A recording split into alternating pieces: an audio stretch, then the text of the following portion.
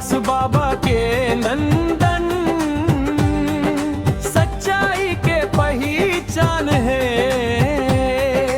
मन खे एक समान, यही आपन महान ज्ञान है। यही आपन महान ज्ञान है। छुआछूत लजड़ ले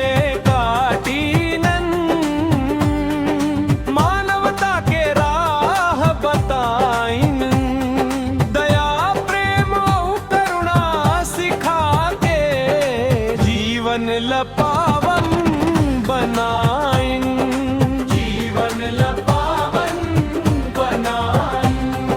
सतनाम के बानी गावे,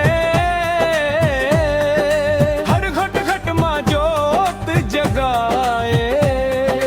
पंथी धुन मां नाचाई जनता, गुरु जी के जस गुण गाए।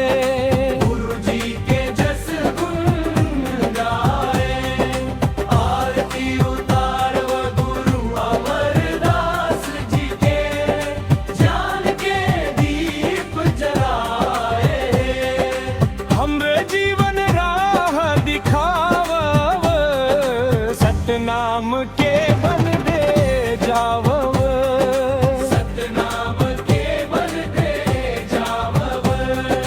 हमर जीवन राह दिखावव,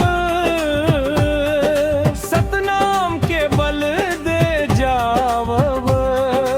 गुरु अमरदास जी सत ज्ञानी, चरणन मां शीश नव।